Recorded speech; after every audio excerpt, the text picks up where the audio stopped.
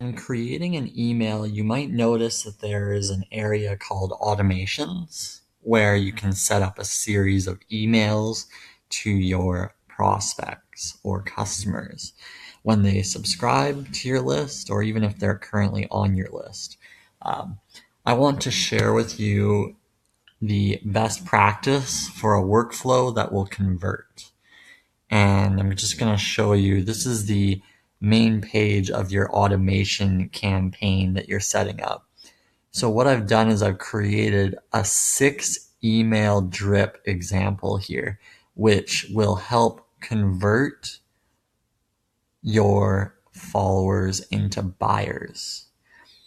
And this is what you do to really get sales. This is the way to get sales, is by having a proper series of emails. I'm just going to go through really quick. You'll see all these lessons that I created, and we're talking up to 7 emails, but 6 lessons, right? And what this does is it nurtures the prospect into buying and learning more from you at the end of the day. And each email has little tidbits of information that will just really lighten their day. And that's what you want to do, is be helpful and give some really useful little tips. So I just set this up to show you an example of the structure that you can use. And I'm just going to zoom in on the first one, and it's a welcome email. So when somebody subscribes, let's promote your passion. And then you talk about the community, and then tips on Instagram, Twitter, Facebook. Likes are incredibly appreciated. So again, it's all taken care of. And we already talked about the subject, preview text, from, to. Having that all nicely set up is really important. So that's the first one. And there's no call to action there because it's a welcome email. And they get that automatically when subscribing.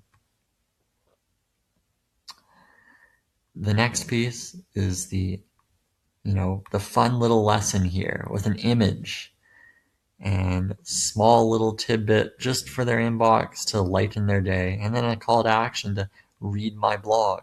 So I'm using a button at the end, really simple, really straightforward.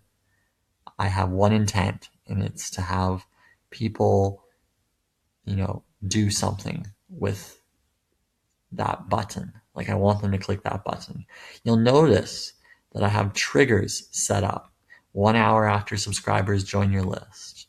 1 day after subscribers are sent previous email. So 3 days after subscribers are sent previous email. So you'll notice all these staggered emails that I've created, one after another, all the way to the end. And at the end, I do something really captivating. It's the last lesson. Draw anything that pops into your head. And then educate yourself. This is a big one because it goes right to my course page where people can buy my courses or check out my free courses or check out my my ebooks and whatnot. But at the end of the day, by the time they click this, they'll realize, hey, you know what? I love this lesson. I want to learn more. I'm going to click on the educate yourself because I want to know what else he's got. So by here, you've already warmed them up to what you're doing. And it's so unobtrusive. Like, not even selling here. Like, they still have to go to my course page. And then I'm not even sure if they'll buy the product there. But hey, I've given them all this content, so they're more likely to convert and actually invest in what I'm trying to do here. So this is how I've built out my campaign. So this is the best practice for the sequence, and you can really go in and tweak these details. So you can, let's just go through it. You can edit the trigger. So we do the 1 hour, but you can tweak it. And then when you import subscribers with with your, with an Excel file or whatnot, or a CSV file, you can have it so that the email triggers automatically. You can edit the schedule. So maybe, let's just go in there. Maybe you want to change when it gets sent out. So if somebody subscribes on Friday, maybe you don't want to send things out until Monday. If you want to get really specific, you can adjust what time they should be sent at. So this is really helpful information because you can get specific. You can edit which segment to choose from. You can change the action. So that, it's almost like an automation for, what group they should be added to, what list should they be deleted from if something happens. So you've got plenty of options here to really tweak your automation. But just building this in itself takes time. Like, it takes time and investment, but you want to take all the content you have and repurpose it within your emails. And that's going to cut down on your development of your automation program, is to take any of the content. Maybe it's from blog articles, maybe it's from, maybe it's from videos you've done or images you've taken. Grab the content that you currently have and repurpose it within this program. And that is how you'll cut down on the process of building out this automation, because you don't have to reinvent the wheel per se, because you can take the content you have, tweak it, and then present it here in a very unique way.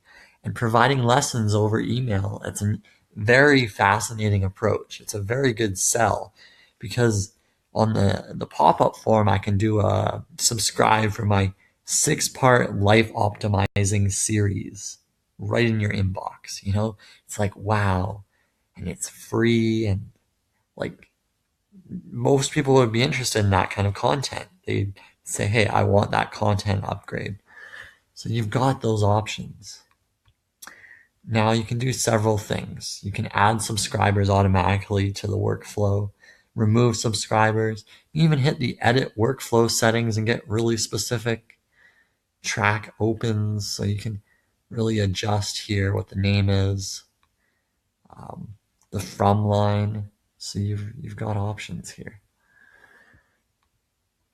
And maybe you want to pause all the emails. Like, maybe it's Christmas holidays and you don't want to bog people down with these emails because they're maybe less engaged at that time. So you've got quite a few options to tweak your automation campaign, but I highly recommend that you build something that ties into your pop-up forms, or your sign-up forms, wherever they are, so that you can capture and engage your followers. And that's probably the biggest thing, is to engage continuously. To try to send out 7 emails to every person that subscribes is nearly impossible if you've got any kind of traffic to your site. So the best thing to do is automate it so that you're spending less time on your marketing and more time creating products that people love. So hopefully this really helps you out with your campaign.